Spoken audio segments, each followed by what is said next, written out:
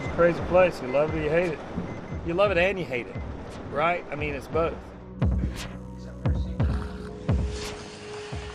So tell us what happened from the beginning. I'm pretty sure that he just stood up off the couch and jumped through the window. He was infectious, like his mood and his laugh. He was on his hands? The blood was on his hands, yeah. When did you start to get mad? When I started believing that I was not being told the whole story. Mom.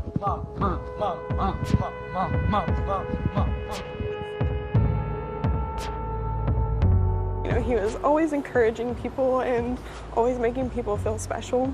I don't buy suicide. I just don't. Someone's died. Someone's got a bloody nose.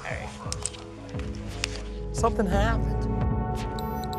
Yeah, you could kill it now. Oh. No.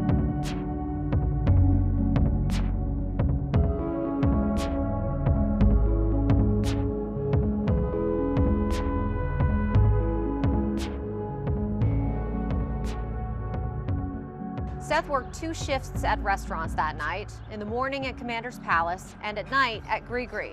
He fell to his death the morning of October 28th, out a 12th floor window in the Saratoga Lofts building in the CBD. Seth had drugs in his system and he was hanging out with 2 of his friends from back home, North Carolina. They say Seth jumped through the window, and when police arrived, one of those friends had a bloody nose. The police report says suicide, and the autopsy report also says suicide. But the Donaldsons have so many questions about how Seth died that they're continuing to push for answers.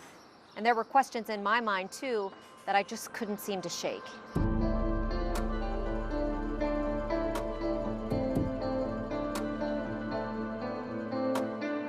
So we came here to Hendersonville, North Carolina, thinking maybe this is the place to start. And we found a lot of answers, but still have a lot of questions.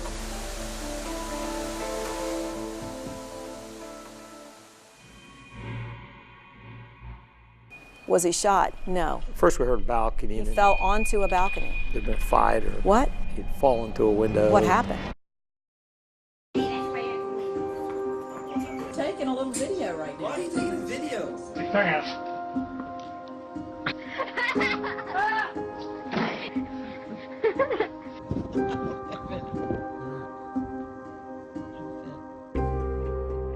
The autopsy report says suicide. The police report says suicide. But the Donaldsons and even some of those with ties to the investigation say they're not so sure.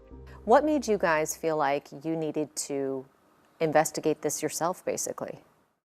Because just none of it just didn't make sense.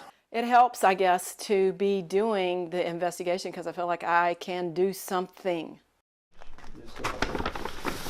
I mean, you feel it every single meal. 1.5 cups of water, He's a chef. orange juice, lemon juice. Phone calls, emails, This is social media. lemon, ginger. 30, 20 milligram roof pebbles going 40 miles It's an hour. never not I mean, gonna this be has become thought my about. job. Phones, there were drones for the rest of my life. Oh, everywhere I go now and punch windows. Yes! Do you miss him? Yes. Yes, I miss him every day. We met Abby Hudson at Jump Off Rock. It's a scenic overlook on top of a rock that juts out over the Smoky Mountains. She says she and Seth used to come here a lot to talk about just about everything. He was infectious, like his mood and his laugh and everything was, but like his perspective on life was infectious.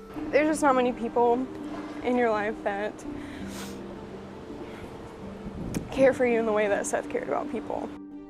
Michaela Bignino met Seth in culinary school, and their friendship, as platonic as it was, went well beyond food. He just had a very high emotional quotient. He was very empathetic and he could pick up on, you know, what was wrong with people. Seth had a job lined up at a new restaurant. Amy says they talked about it the night before he died at around 10:30. He started his countdown, 20 more days till I come home. Michaela was proud of her culinary school classmate. She was excited that he was getting a chef's job at a brand new restaurant, And within minutes of meeting her, it was clear how much she misses him. We all want to know what happened, because there's no part of me that thinks that he would want to commit suicide or want to jump out of a window. We're not afraid of suicide. We're not criticizing anyone whose family succumbed to suicide, but we know the people that Seth was with. And to call this a suicide is to give those other two an out and not explain their motives or what was going on in all the details. Those two of Seth's friends from high school, who we'll call John and Kelly. Those are not their real names. We're changing them because John and Kelly are not accused of a crime. They're witnesses to a death. Amy says John posted this video in the comments on one of her Facebook posts just a few hours before Seth died. Here's how Kelly describes the night to police in the NOPD's body camera footage. Did he drink a lot when he was on Bourbon? Did he drink? None of us drank. Okay. None of us drank. We were just walking around enjoying the environment. Okay. I think he made one mistake. Hanging out with a friend shouldn't have hung out with. I just felt like he got mixed into the wrong crowd, and he's very impressionable. He got arrested, and Was that a wake-up call? I didn't get him out of jail. He's 28 days in jail. I mean, I could have gotten him out, but I'm not going to get him out.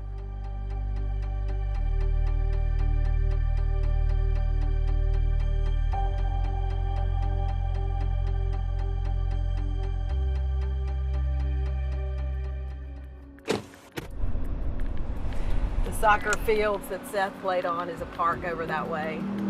Soccer mom, tennis mom, basketball mom, a cross-country mom, swim mom. Detective. We don't know what in the world could have changed. Somebody deleted stuff. Minimum amount There's of a cocaine that you can have. lot of questions here. There were 70 pages of emails that I had sent to Marcia Scallon. Amy's work on this case has been staggering. When we visited, she showed us this big binder that she has that's full of information, leads that she's found on the investigation, and what she says are problems with how police have handled theirs. So you had 51 points that you felt 51. were mishandled by police.